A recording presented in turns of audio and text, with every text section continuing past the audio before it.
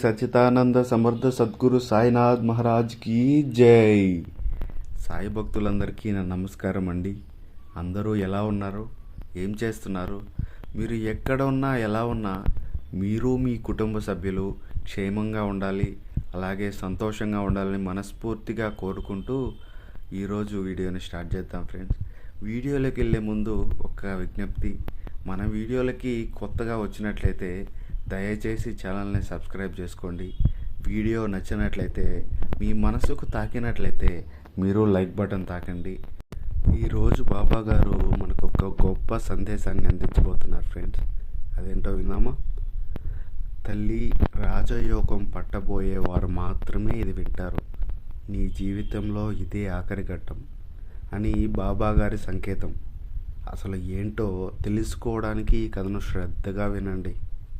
ఈ సందేశం వింటే మన జీవితంలో తప్పకుండా మార్పులు వస్తాయి. బాబా గారు మనకు ఊహించని సంతోషానికి దారి చూపిస్తున్నారు. శ్రీ సాయిబాబా అనుగ్రహంతో జ్యోతిష్యం చెప్పబడను. వశీకరణం స్పెషలిస్ట్ గురువు గారు సుబ్రహ్మణ్యం రాజు గారి కాంటాక్ట్ నెంబర్ 9908224144. ఈ గురువు గారు చెప్పింది చెప్పినట్టుగా జరుగుతుంది.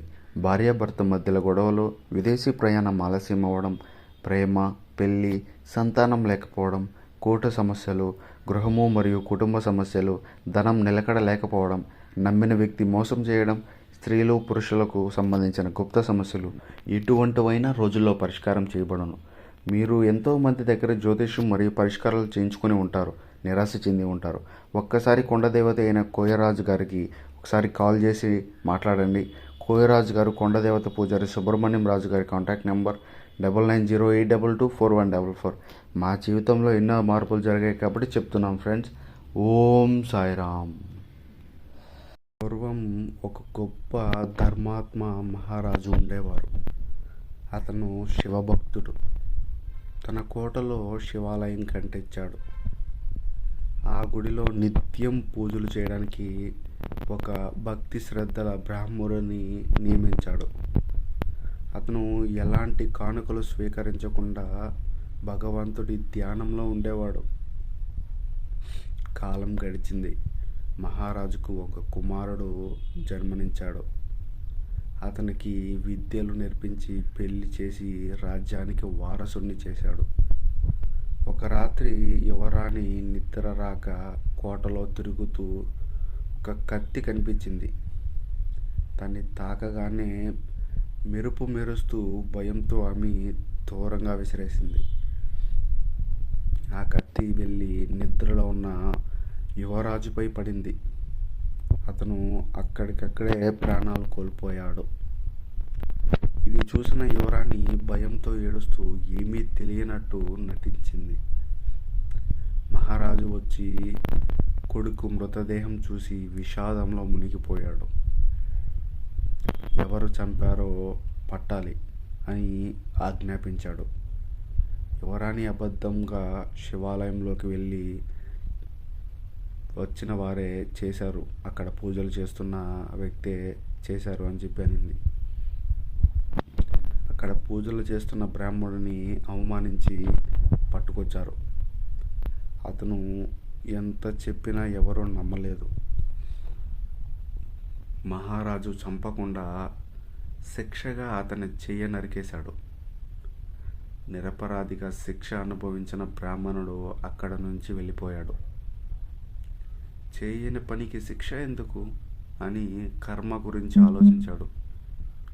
తన జీవిత రహస్యాన్ని తెలుసుకోవడానికి ఒక జ్యోతిష్యుడు దగ్గరికి వెళ్ళాడు. చివరికి ఒక మహాయజ్ఞానికి జ్యోతిష్యుడిని కలిశాడు. అతని భార్యను తిడుతున్న అతను ప్రశాంతంగా మౌనంగా ఉండేవాడు. దానికి కారణం అడగక, ఇది నా కర్మఫలం అన్నాడు. పూర్వజన్మలో నేను కాకి, ఆమె గాడిద అని వివరించాడు.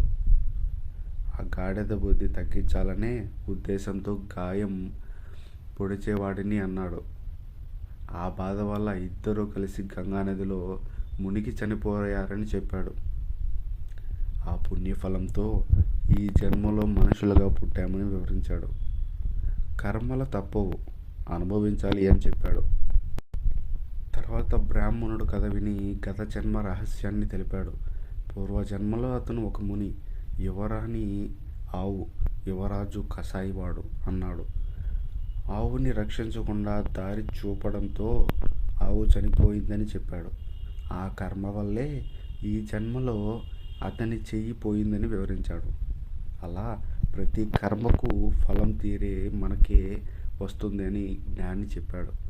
అందుకే శ్రద్ధ, సబూరి, భక్తితో జీవించమని బాబాగారి సందేశం.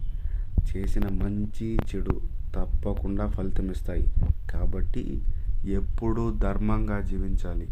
ఈ కథ ద్వారా మనకు బాబాగారు కర్మ సత్యాన్ని గుర్తు చేస్తున్నారు. మన జీవితం మారాలంటే మనం ఆచరణ మారాలి. ఈ సందేశం మీకు మనసుకు తాకినట్లయితే మీరు లైక్ బటన్ తాకండి ఫ్రెండ్స్.